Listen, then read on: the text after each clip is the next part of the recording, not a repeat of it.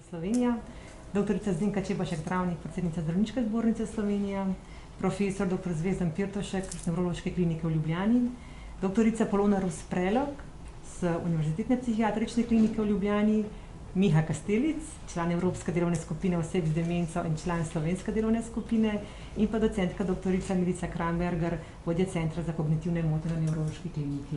Prav lepo vas pozdravljam in v tem vrstnem redu vam tudi predajam besedo.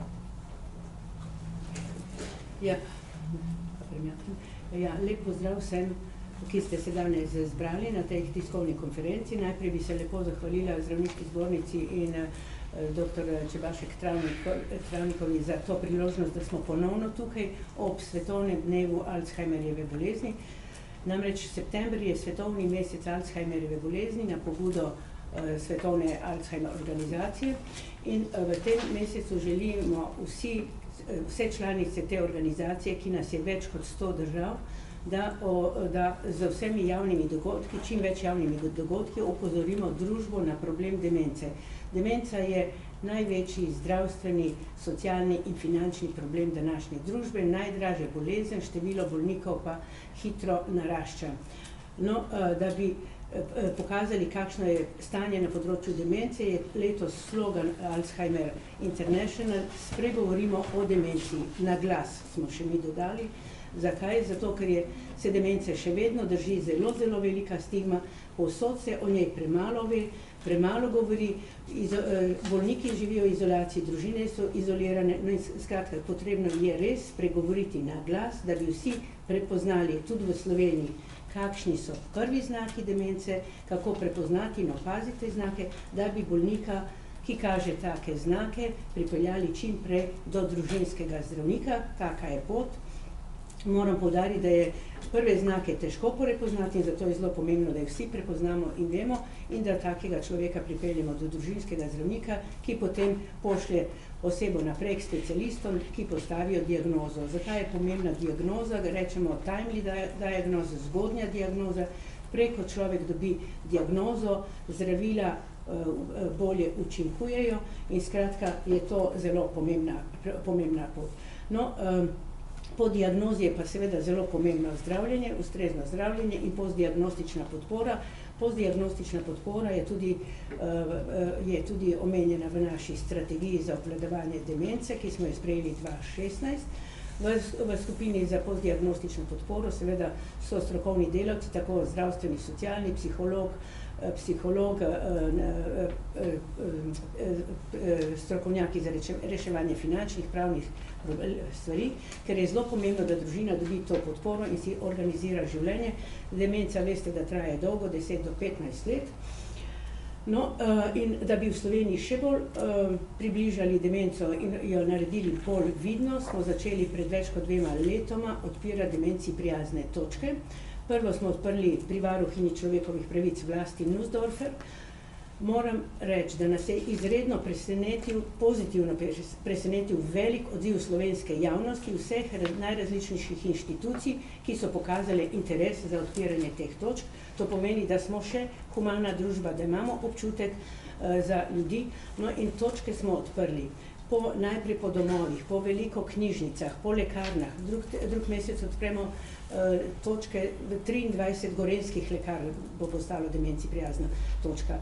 Potem je Socialna zbornica Slovenije, Ministrstvo za delo in za zdravje, ne Ministrstvo za delo in socialne zadeve, včasih že mi pozabimo, Rdeč križ, Karitas, knjižnice, trgovine, skratka, tukaj Inštitut za javno zdravje je prejšnji teden tudi postal demenciji prijazna točka. No in danes mi je posebno čast in veselje in ponos, da bo tudi Zdravniška zbornica postala demenciji prijazna točka in sicer 160. Tako da to je res neverjeten odziv. No, demenciji prijazne točke pa odpiramo s temi organizacijami, ki sem jih omenila, v vseh manjših lokalnih okoljih tudi, da rečem v soseskah, kjer živijo osebe z demenco, da vsi, ki tam živijo in delajo, vedo, kakšni so znaki. Mi vse te organizacije prej skupaj gremo skozi izobraževanje, da vsi več vejo, kaj je demenca, kakšni so znaki. Skratka, da vsi, ki tam živijo, da rečem od policistov, ki so eni od prvih, ki srečajo osebe z demenco, ki se izgubijo, poštarji, trgovci, bankirji, frizerji in sosedi je prav, da prepoznajo.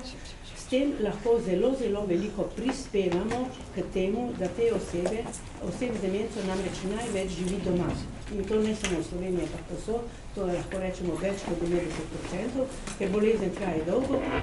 Prva leta so taka, da je nekako neopazna in zato je zelo pomembna pomoč cele soseske, da lahko ostanejo dlje doma. To je seveda tudi najbolj humano in najcenejše za družbo. S tem smo naredili veliko, ne pa dovolj. Tukaj potem pa, kajti družina tudi so to pomočjo ne zdrži tega bremena, ki je res veliko, urnik družine z demenco oziroma svojcev, kot rečemo, ni 24 ur, ampak 36, ker je to breme tako veliko, osebo z demenco ne moreš namreč pustiti samo niti 3 minute in iti v trgovino, ko najbolj potrebno. No, zato je pri tem ozaveščenju je Spominčica z specialisti, strokovnjaki zelo dobro sodelujemo, naredili veliko, tukaj pa je zdaj trenutek, ko mora tudi država nekaj narediti. Mi se z politiki tudi sodelujemo in dogovarjamo, skratka moramo rešiti te stvari sistemsko, na sistemski ravni. Da je demenca tako velik problem na svetu, kaže tudi to, da je G20, ki je zasedal letos v Osaki, sprejel deklaracijo in postavil demenco med prioritete svetovnega zdravja. No, skratka, jaz bi tukaj kar zaključila, da smo na področju ozaveščanja, izobraževanja o demenciji v Sloveniji vsi skupaj s stroko in z obema ministrstvoma naredili kar veliko, je pa pred nami še veliko za narediti in predvsem poudarjam, da je treba te stvari sistemsko urediti na nivoju države. Seveda imamo premalo domov, premalo oddelkov, je pa tudi morda lahko rečem tudi kakšen pohvalen stavek, da je pa tudi v mnogih domovih so naredili velik korak naprej in marsikje za osebe z demenco vedno bolje skrbijo in strukturirajo dan, če veš, kako z njimi delati, lahko narediš veliko. No, glavni problem so doma, za tiste, ki so doma, je pa najmanj poskrbljeno. Morda bi še izrabila zdaj trenutek. Z nami imamo tudi Miha Kastelic je z nami. Miha je član Evropske delovne skupine bolnikov z demenco v Bruslju pri Evropski organizaciji. Ima diagnozo že 2 leti. Star je, koliko je star, bo sam povedal. No, trenutno je na obisku v Ljubljani, ker je Slovenec. V tej skupini v Evropi v Bruslju imamo 2 predstavnika. Tomaž, ki je danes odsoten, ki ga ni tukaj, je pa skupina sestavljena samo iz 12 članov, kajti zelo, zelo težko je najti osebe z demenco, ki so še sposobne, ki jim bolezen ni vzela sposobnosti izražanja, da pridejo na konference in povejo, kako se oni počutijo in kako bi oni radi, da jih mi sprejmemo in kaj da jim organiziramo. Njihov moto njihove skupine je nič več o nas brez nas. Zato je njihov glas zelo pomemben. Prepuščam besedo. Hvala. Miha. Ja,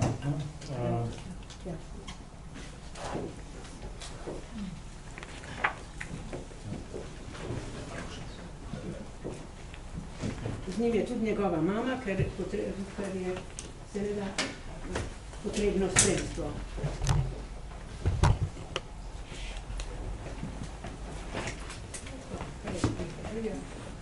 Dober dan, moje ime je Miha Kastelic. Jaz sem bil sreča, da sem bil zelo hitro diagnosticiran, ker sem bil v NUC-u, to je ta narodni inštitut v Pragi, ki skrbi za te stvari.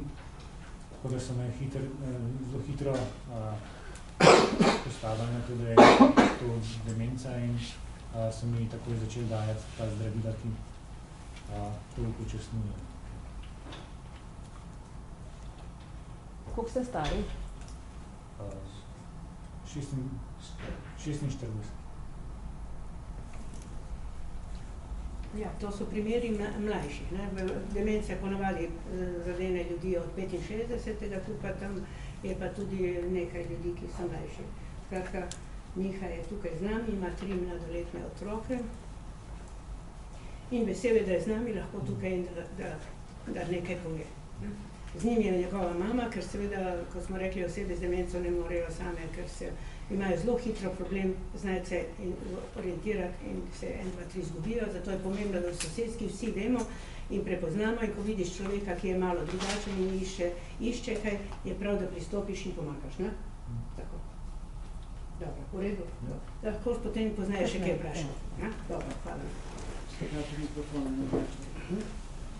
Hvala, predsednica zbornice bo nadaljevala.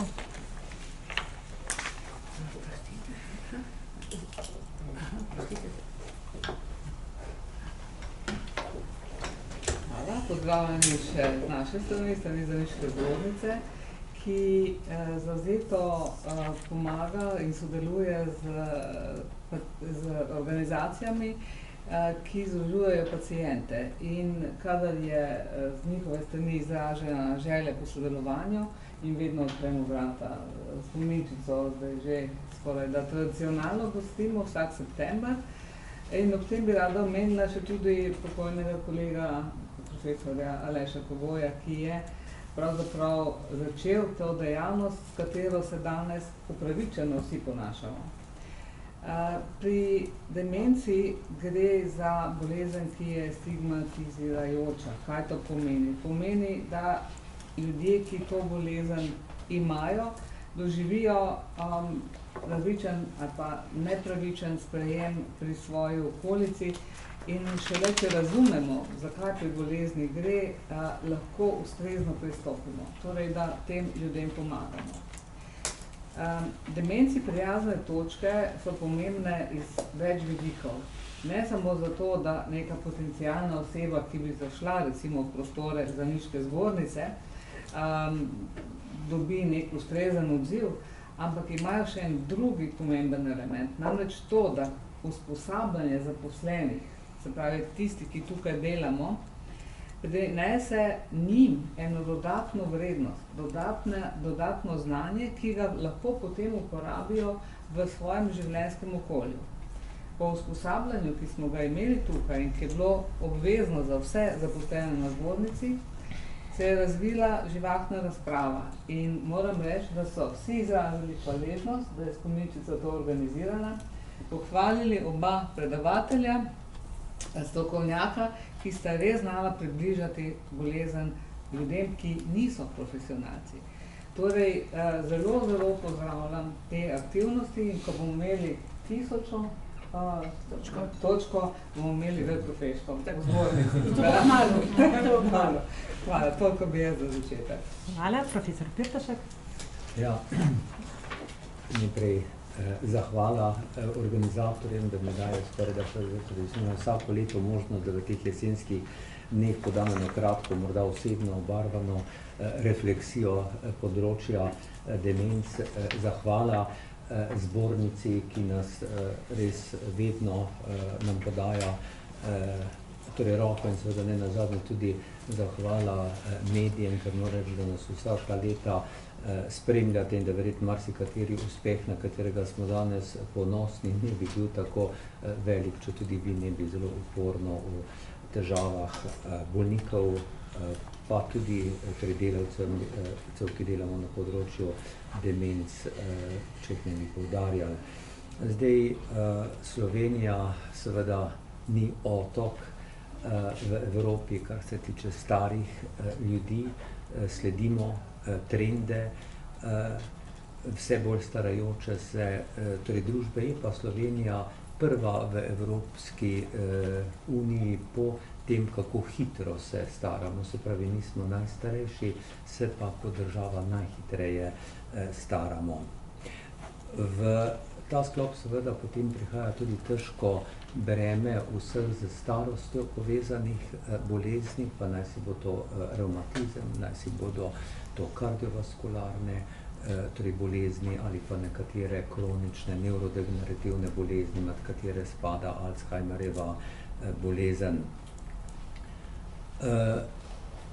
Odziv naše slovenske družbe v različnih segmentih je bil pravzaprav, kar se demenc tiče, precej različen in veliko dela nas še se čaka.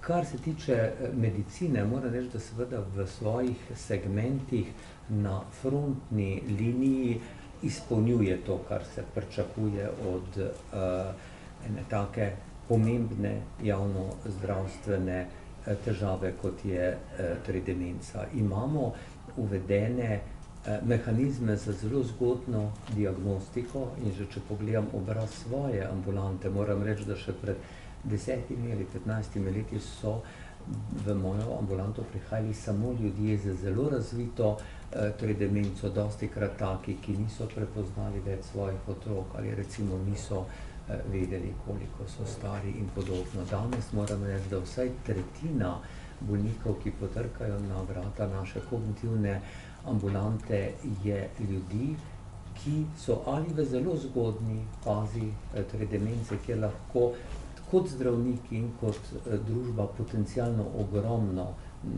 torej naredimo, če smo odprti, a ne za to patologijo, ali pa celo tisti ljudje v 40-ih, v 4. ali 5. desetletju svojega življenja, ki čutijo, da je nekaj narobe, to stane imenujemo blaga kognitivna motnja in še pred desetletjem ali dvema bi jim medicina vljudno z nasmehom in za tolažbo zapirala vrata, ne bi vzela njihovih težav torej resno. Danes pa seveda čutimo, da njihova misel, njihovo telo čuti, da je nekaj narobe in da nam kot zdravnikom želijo nekaj torej sporočiti in medicina je veliko bolj dozorela in jih pričenja obravnavati. Ne? Kot sem rekel, Slovenija je na vlaku tega trenda, da pomaga ne samo tistim bolnikom, ki so odprto dementni, ampak tudi tistim, ki so v zelo zgodnji fazi te bolezni ali celo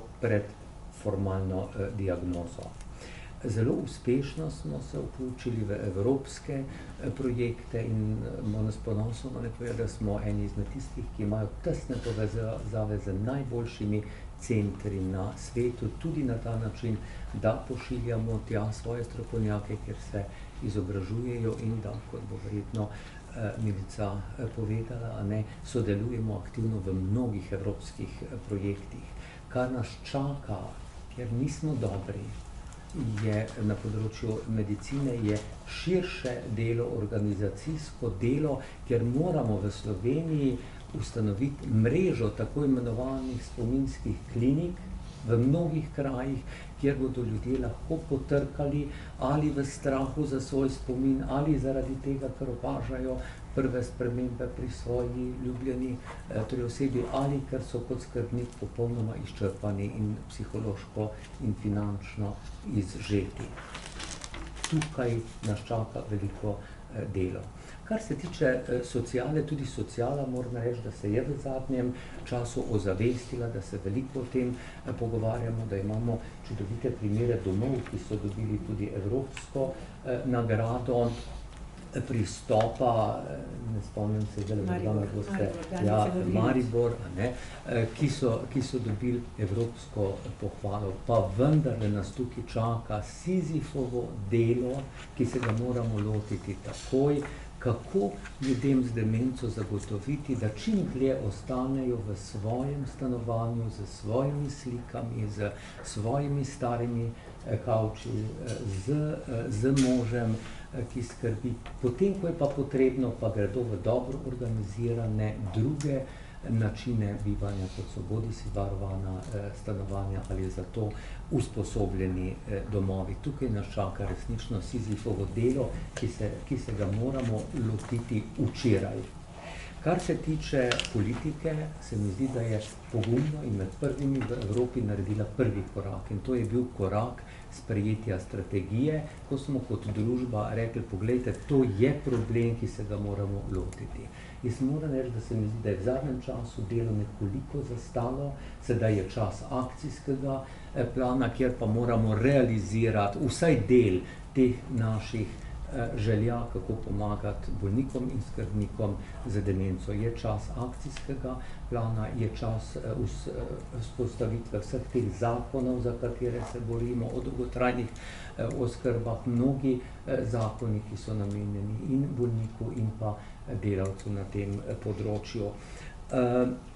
In potem ostajata dva nekoliko zakrita obraza demence, ki pa mislim, da se jih tudi moramo lotiti, a ne. En je obraz pravne zaščite bolnika z demenco. Mnogokrat so ti bolniki zelo, zelo zlorabljani, hote, nehote.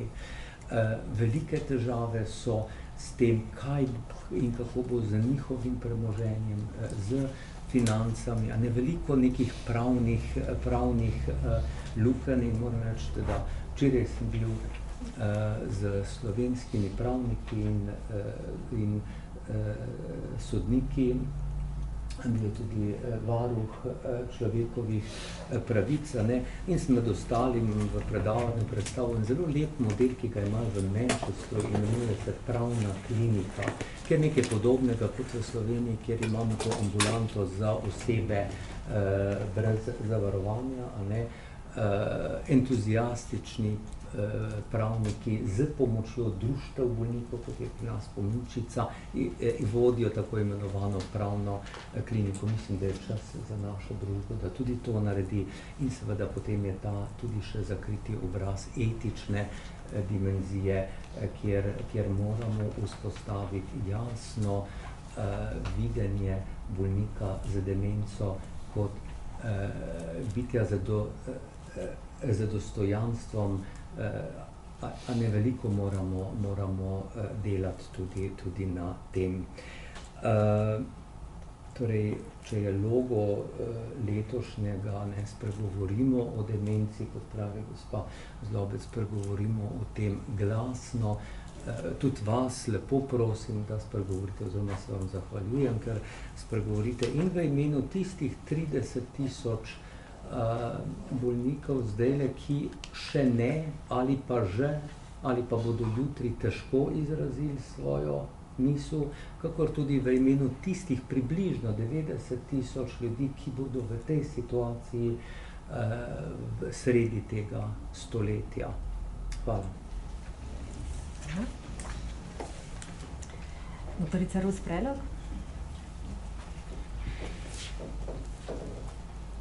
Hvala lepa za besedo. Poleg vsega naštetega bi poudarila še, da je zelo pomembno, da je zdravljenje bolnika z demenco individualno prilagojeno vsakemu posameznemu bolniku.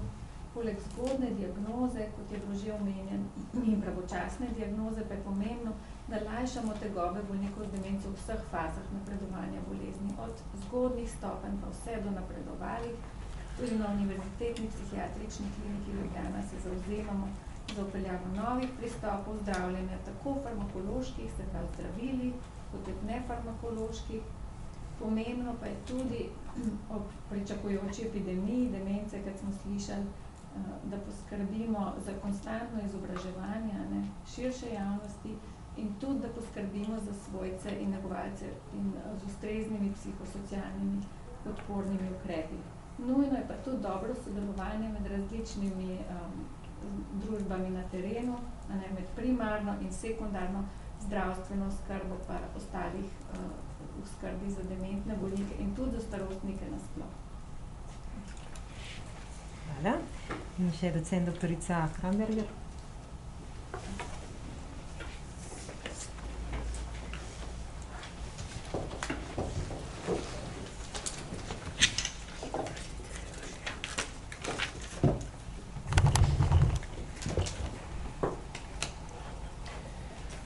Ja, lepo pozdravljeni tudi v mojem imenu in najlepša hvala tudi z moje strani ponovno za to vabilo. In jaz sem pravzaprav danes, kljub temu, da govorimo o tej težki bolezni z vsemi temi značilnostmi, ki jih ta bolezen prinaša, imam pa eno dobro novico. In sicer, da povem najprej ozadje, Alzheimerjeva bolezen je posledica bolezenskega procesa v možganih, kjer se ustvarjajo neke nenormalne beljakovine v možganih, med njimi se ena imenuje amiloidna beljakovina, druga pa beljakovina tau. Beljakovina tau je tista, so različne beljakovine tau in večina njih je normalno prisotna v možganih. Tista, ki se pa pri Alzheimerjevi bolezni pojavi in je drugačna in je bolezenska oblika, je pa taka, ki se nenormalno združuje v ene skupke in v možganskih celicah povzroča, da bolezen, torej da te razpadajo, propadajo. In zato seveda bolnik, človek s to boleznijo nima več določenih sposobnosti in funkcij, ki jih te možganske celice dajejo. Druga beljakovina je pa amiloidna beljakovina, ki se vmes med možganskimi celicami, tudi kadar je nenormalne oblike, kopiči v enih lehah in s tem tudi kvari možganovino. In to je torej krivo za to najbolj pogosto obliko demence, Alzheimerjeve demence, in strokovna javnost že zelo veliko let išče zdravila, ki bi vplivala na to dogajanje v možganih, na ta bolezenski proces.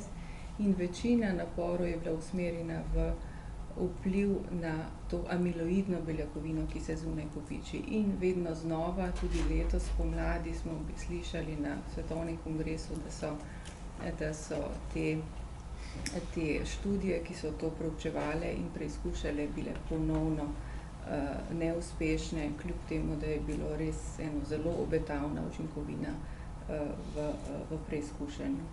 No, sedaj, 9. septembra letos, pa so se sprostili rezultati študije, kjer smo tudi mi Slovenci sodelovali, kjer je želelo vplivati na to nenormalno beljakovino tau. Ta študija je potekala v 8 evropskih državah, pri 196 bolnikih. Je bolj zgodnja faza kliničnega preizkušanja, to pomeni v drugi fazi je bilo to klinična raziskava, pomeni na manjšem številu bolnikov, kot je potem naslednja faza. In tukaj se je preizkušalo, ali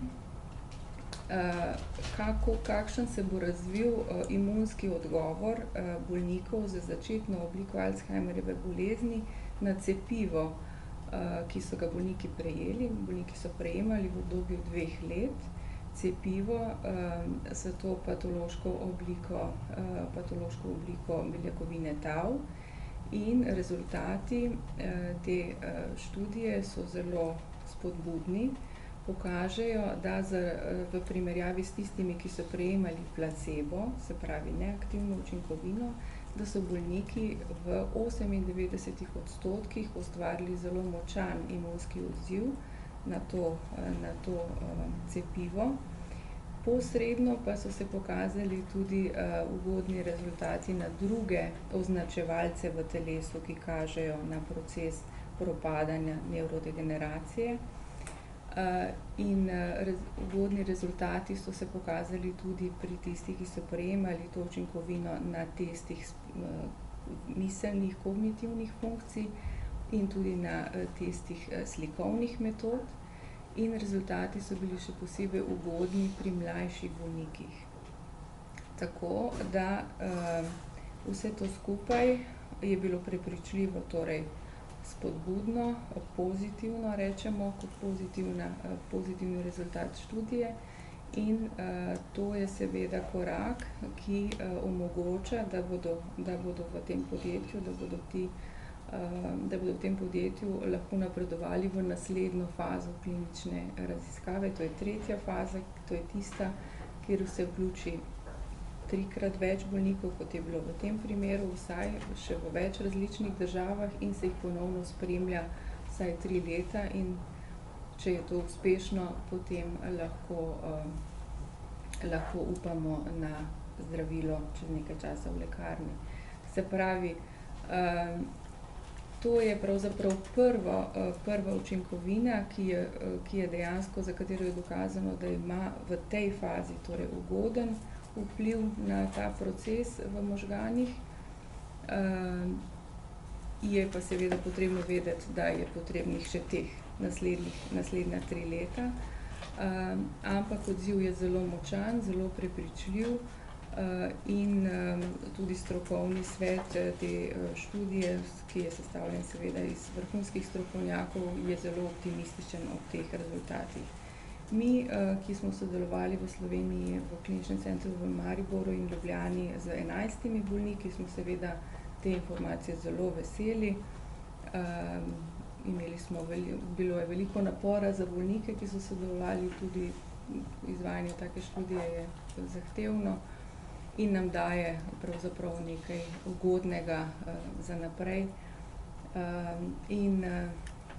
Hkrati lahko se mi zdi, da je še toliko bolj smiselno vse ostalo, kar počnemo, kot je že profesor Pirtošek povedal, ko želimo s vključevanjem v razne druge projekte oziroma raziskave, kjer želimo zgodaj prepoznati oziroma spremljati osebe, ki morda še nimajo diagnoze, ki morda je tudi ne bodo dobili, ampak da prepoznamo prave od tistih, ki tega nimajo. Se pravi, to vse mi zdi zelo smiselno in nam daje nek potencial, da tudi Slovenijo pravzaprav priključimo k toku teh dogajanj. Tudi našim bolnikom damo možnost, da sodelujejo.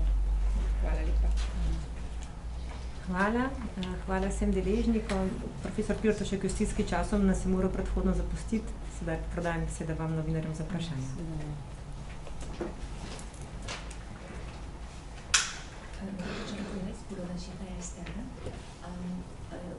Nekateri bolniki z demenco poročajo o slabih izkušnjah z zdravili in jih zaradi tega rajši ne jemljajo. Počutijo se slabo in jih potem rajši ne jemljajo, ker ni najbrž v redu. Kako bi se pomagali takim bolnikom?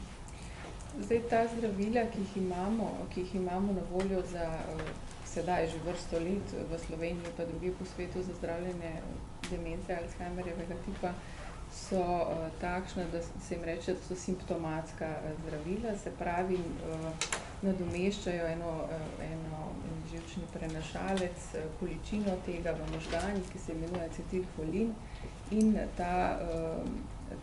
to zdravilo ima nek vpliv oziroma je učinkovito v začetnem obdobju bolezni in učinek se kaže tako, da pravzaprav se odloži tista bolj izrazita prizadetost in odvisnost od pomoči drugih.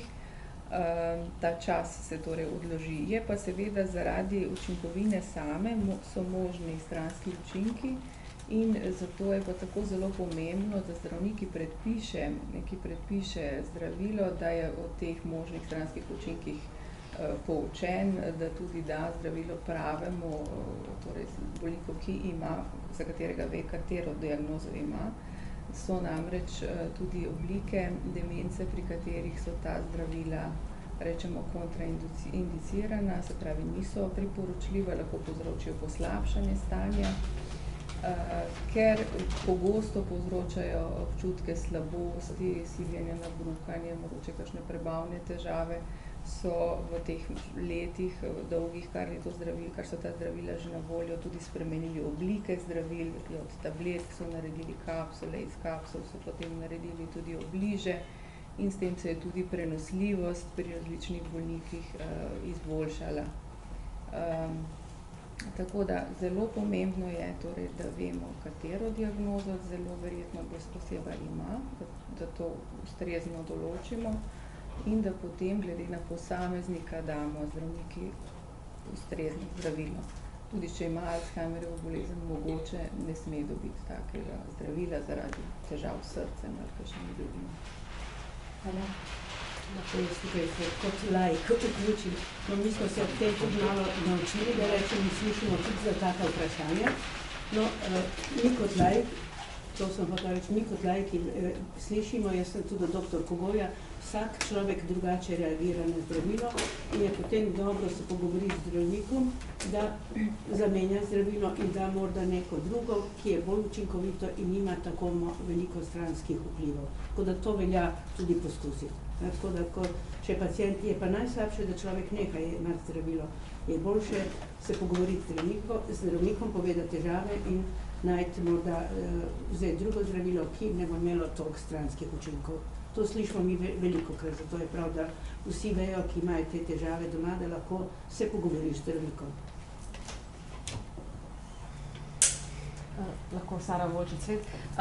Neka informacija je gospe Ane Petriš iz Doma za starejše občane Notranje Gorice, ki je danes pač na Facebook javila, da je zdaj končno projekt, da se začenja ustanavljati, da se zdaj sestavljajo ti projekti, v bistvu prva slovenska vas ljudi z demenco. Se pravi, a ste vi s tem kakorkoli seznanjeni, ne? To je v tujini, jaz nisem toliko na tekočem, ampak meni, da obstajajo, ne? Pa bi vas prosila, če vam je to znano, ne, ta ideja? Ja, seveda mi delujemo z vsemi temi evropskimi državami, ker smo znani in se tam informiramo. Imamo 3-krat na leto 3-dnevne sestanke, tako da te informacije dobro potekajo in se učimo drug od drugega.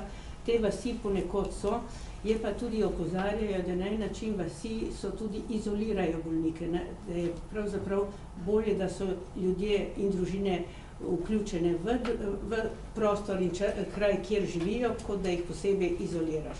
Vsekakor je pa treba dati možnost osebam z demenco, da živijo, kot smo rekli, čim dlje doma, z več pomoči, strani spominčice, kar lahko naredimo sosedov in ostalih, in več pomoči na domu strani države.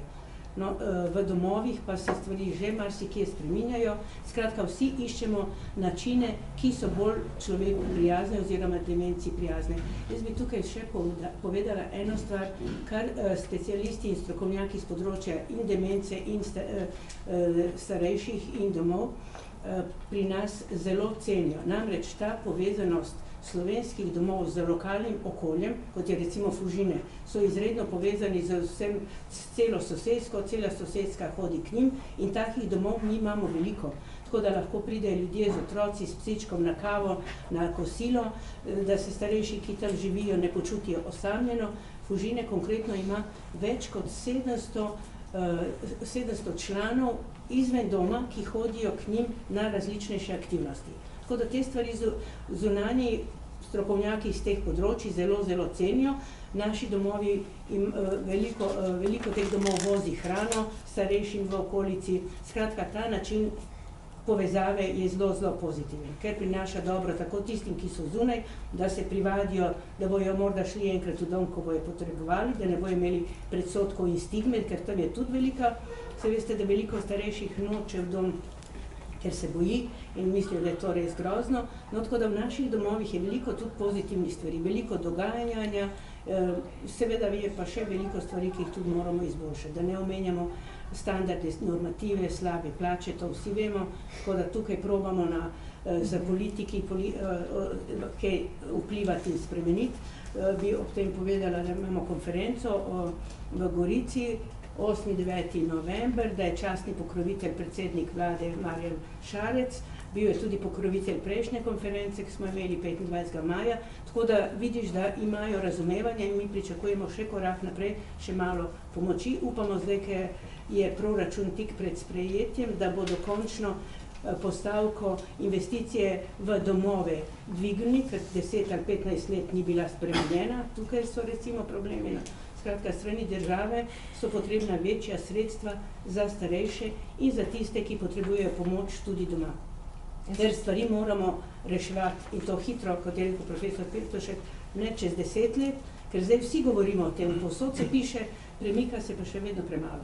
Tako da je treba stopiti iz besed in pisanja v dejanjih stvari. Tako bi mogla biti prva stvar, naprimer, glede na trenutno stanje, ki bi se lahko naredila brez večjih, recimo, premikov, ki ne bo treba čakati. Ja, jaz lahko rečem, da recimo to zaveščanje in prenašanje vednosti o demenciji, kako prepoznati, kako pristopiti v osebi z demenco, je na en način zelo, zelo finančno majhna stvar. Kar se pa tiče, kaj je treba, kot sem rekla, sigurno je, investicije v domove so absolutno premajhne. Vemo, da se domov že od 2007 je bil zgrajen zadnji dom, to, da mora država recimo domove kljub vsemu imeti v rokah.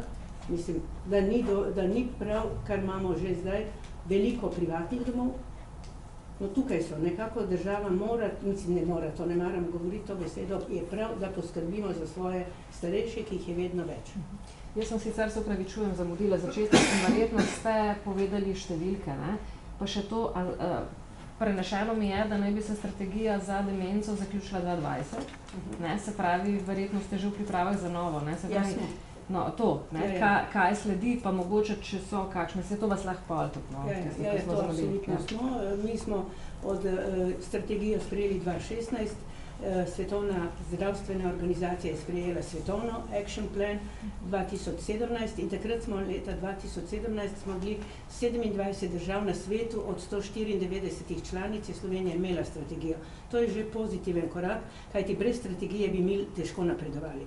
Zdaj v pripravi strategija 2020-2030. Kaj pa bo novega v tej strategiji, ali je še preuranjeno spraševati o tem? No, to seveda je korak naprej, da stvari, ki so napisane v prvi... Je še stvar obdelave. Ja, obdelave to še.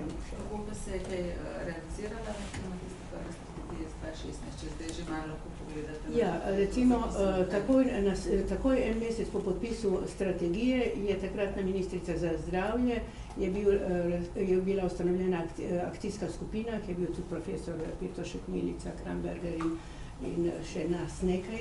Smo bili v tej skupini, smo pripravljali akcijski načrt in naslednje leto je prvič Ministrstvo za zdravje dalo javni tender, kako se reče, javni razpis in je bilo namenjeno za izobraževanje o demenci za celo Slovenijo okrog 800 000 evrov.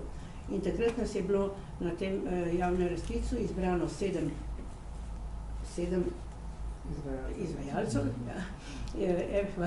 Ena je bila nevrološka klinika, psihiatrična klinika, Spominčica, Socialna zbornica Slovenije in še nekaj domov. Prijav je bilo ogromno, bili smo izbrani na 7 in smo naredili v enem letu izobraževanje, to je bilo tudi pogoj ministrstva, regionalno, da smo pokrili celo Slovenijo, izobrazili smo z enodnevnimi in dvodnevnimi seminarji ali delavnicami, kjer so sodelovali vsi najvidnejši predstavniki psihiatrije, nevrologije, družinskih zdravnikov in ostalih strokovnjakov. Izobrazili smo skupaj več kot 15 000 ljudi. Ko je dr. Pirtošek predaval v bolnici Valdoltra, je bilo več kot 100 ljudi. Tako da ti seminarji so zelo obiskani od 50 do 100 ljudi vedno. In interes za poslušanje in sprejemanje tega znanja, moram reči, je velik. In tudi domovi vedno pošiljajo svoje ljudi, tako da je tukaj bilo narejenega veliko, je pa seveda še vedno veliko za narediti. Morda bi še omenila družinske zdravnike, tukaj je en manko. Družinski zdravniki so prvi, ki se srečajo z bolnikom z demenco. Velik problem je, da osebe z demenco nočejo k zdravniku, to nam svojci povejo. Ker demenca je v začetku bolezen, ki jo težko ujameš, ker so blagi znaki, jih ne prepoznaš, zato tako poudarjamo, da je treba čim več vedeti in biti pozoren, če je človek se spremeni, če je tih, če se malo drugače obnaša, drugače obleče, bodite pozorni, če ne uporablja več telefona ali računalnika, da je to morda demenca in da je treba stopiti k družinskim zdravnikom, ki imajo seveda polne čakalnice in težko se posvetijo bolniku, ker težko prepoznaš. Jaz lahko rečem, da ko sem šla z možem k nevrologu ali psihiatru, je trajal obisk 1,5 ure. Zato moraš postopoma, počasi spraševati, gledati, da vidiš, kaj je. V 7 minutah, ki imajo družinski zdravniki, je težko ugotoviti. Pa tudi pogosto slišimo, kar rečejo svojci, človek noče priznati, da je bolan, da ima demenco. Ja, seveda, oni so že precej izgubljeni, glava ne deluje in če si bolan, bi rajši ne bil bolan. Tako da od njih ne moramo pričakovati tega, da bi oni bili aktivni, razen redkih. Ker zdaj več, ko ozaveščamo javnost, pa to je povsod po svetu, več ljudi pomisli, da pravzaprav imam malo jaz težav, morda imam demenco. Včasih je to lažno, če pa o tem res misliš, da imaš težave, je pa vsekakor boljše stopiti do zdravnika, da preverijo, zakaj imaš te težave, ali so resne, ali niso. Mi imamo tistih 10 prvih znakov, ker nimam spominčice pri roki, ko jih pogledajo poslušalci, ki jih je večina srednjih let, polovica reče, aha, pol tega imamo že jaz, ne. Ni vsako pozabljanje že demence. Če te pa zelo skrbi, je pa bolj stopiti k specialistu, da ugotovijo, ali gre za težavo, ki izvira iz česa drugega in je ozdravljiva, tako da je boljš preveriti in ne živeti v strahu. Ampak, ne, tu se pa pojavi verjetno težava, kako hitro pa nekdo, ki nima nekih strašnih, groznih težav, akutnih, pride do nevrologa ali do psihiatra. Ja, tukaj so drug problem čakalne vrste in to pa so še problemi, ki jih je treba tudi reševati. Ker vseh te probleme tudi rešujemo in probamo vplivati pa skrajšanje, da prideš prej na... Ker verjetno so stiske tudi pri vas, ne, bom rekla, isto težavo imamo posod, ne, se pravi. Ja, psihiatrična klinika je kar skrajšala čakalne dobe prvih pregledov pri demenci, ne, ki jih nekaj izvajalcev nas upravlja prve gerontopsihiatrične preglede in je trenutna čakalna doba, mislim, da po 30 dni. Okay. Kaj pa pri vas? Pri nas so tudi čakalne dobe za prvi pregled skrajšane. Mi imamo namreč vsak dan v tednu, včasih tudi po 2 ambulanti vzporedno. Zdaj imamo celo kolegico psihiatrinjo redno zaposleno, tudi na nevrološki kliniki. Ampak mislim, da je še vedno vsaj 3 mesece čakalna doba. Je pa res, če še to dopolni, kar je rekla gospa Zlobec, ena od težav je, da ljudje ne želijo iti k zdravniku, eni so pa na primer preveč zaskrbljeni oziroma v strahu, da kaj pa če, ne, še posebej tisti, ki so mlajši. No in enega od projektov, ki smo ga izvajali, se je imenoval Mopeat, o katerem je bilo tudi že kaj povedano in ta je bil pa namenjen temu, da z drugačnimi metodami kot običajno naslovimo ljudi v državi in jih pozovemo, da lahko pravzaprav pridejo in preverijo te svoje sposobnosti. In kaj se je izkazalo, potem ko smo v Sloveniji, zdaj se zaključuje ta projekt, ki je potekal v 5 različnih evropskih državah ponovno v zadnjih 3 letih. In mi smo natančno pregledali potem na kliniki z vsemi preiskavami 100 oseb, in med temi 100, ki so mogoče po enostavnih začetnih testih zgledali, da bi lahko imeli kakšne težave, se je približno pri manj kot 1/3 dejansko izkazalo, da imajo verjetno bolezen, z raznimi dodatnimi testi, ki smo jih tudi izvedli. Se pravi, zelo veliko je tudi zaskrbljenosti, zelo veliko so se nam javljali mlajši ljudje, ki so želeli biti vključeni, čeprav vemo, mislim, je bilo postavljeno, da se lahko javijo tisti, ki so starejši od 65 let, ker je tam seveda veliko večja možnost, da so take težave posledica te bolezni.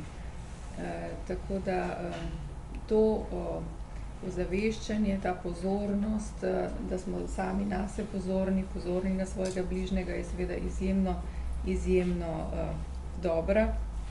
Včasih pa tudi pri kakšnih ljudeh izzove mogoče kakšno pretirano skrb, zato je vedno znova pomembno tudi dodati, da ni vsaka blaga raztresenost znak, da gre za demenco. Jaz bi samo še dodala, da me zelo veseli, kar je dr.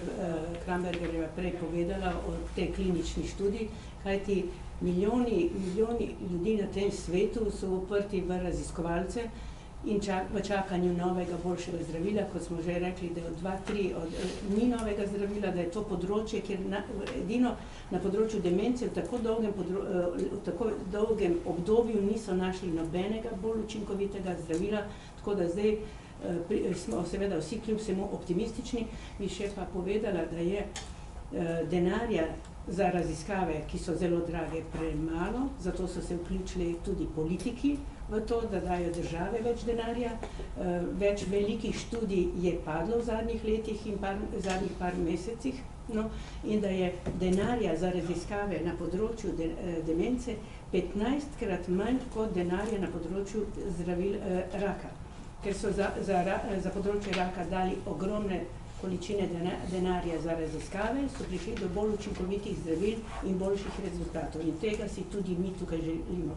No in da bi se te stvari premaknile z mrtve točke, so tudi politiki se vključili in je bila sprožena svetovna kampanja za reševanje problema demence, ki je začelo G8, nadaljuje G7, G20 in to so pomembni premiki, da imamo tudi politike in tudi naše, lahko pohvalim.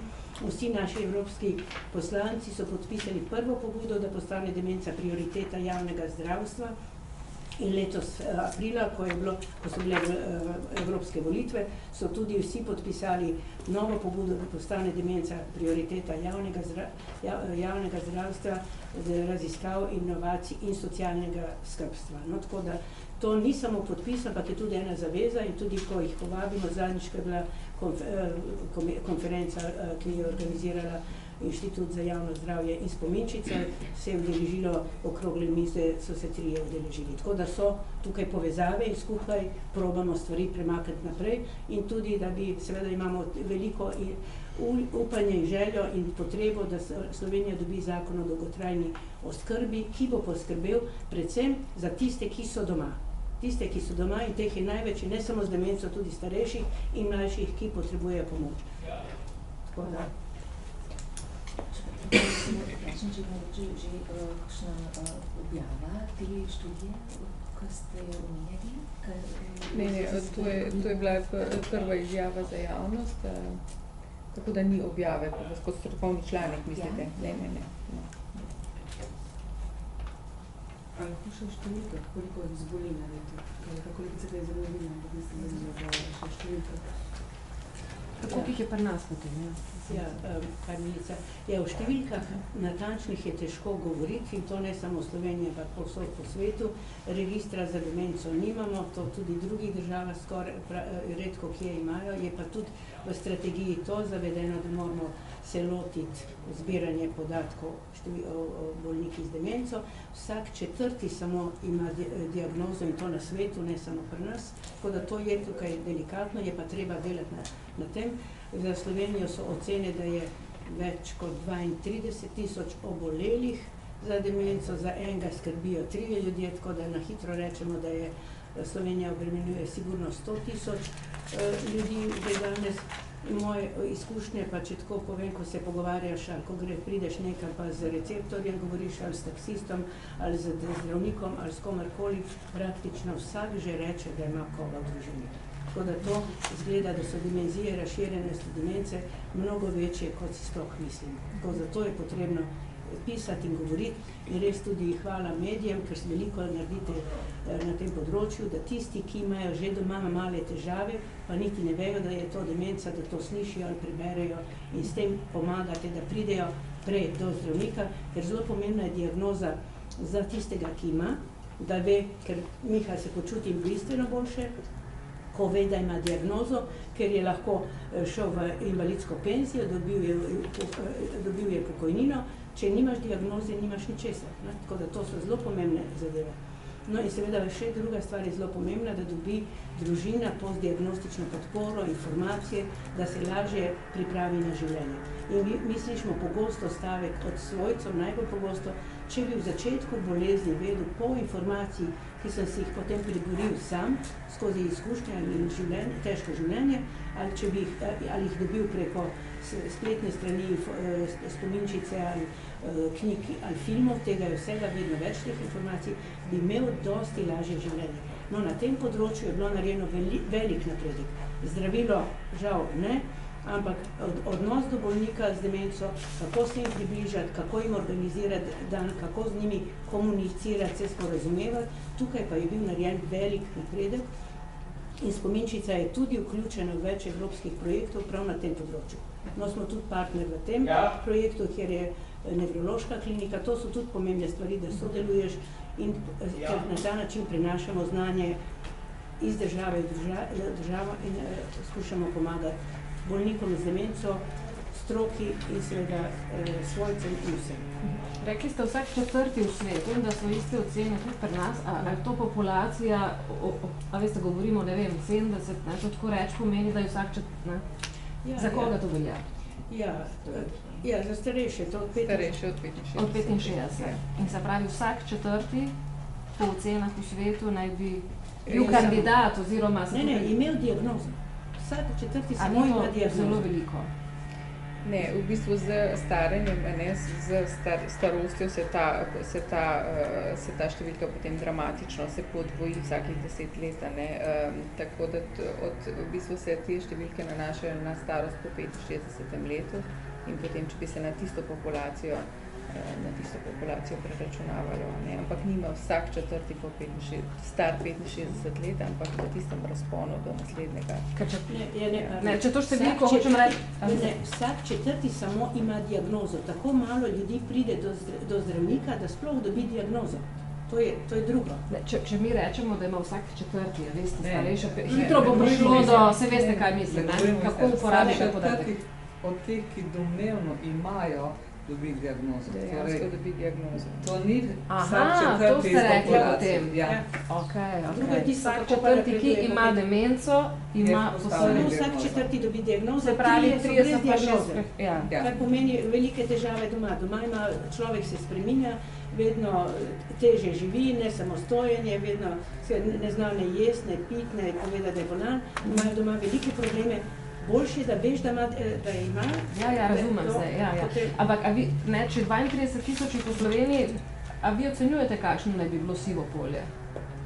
Zadnjič na tem srečanju, ki je ga organiziral Inštitut za javno zdravje in Spominčica pred enim tednom, je bilo strani Nacionalnega inštituta predstavljeno, kjer so preračunali število uporabnikov zdravil proti demenci, se pravi ljudi v Sloveniji, ki imajo predpisano zdravilo proti demenci in v zadnjem letu in ta številka je bila 20,000. To je povedal profesor Eržen. Tako da zdaj, če sklepamo iz tega, se pravi, mi slovenskih podatkov nimamo, koliko jih je, ampak če starost naše populacije, glede na pojavnost znano v družbi, preračunamo, bi po tej logiki bi bilo ljudi še več kot 32,000, ampak očitno pa 20,000 ljudi v Sloveniji prejema ta zdravila. Je prejemalo lani.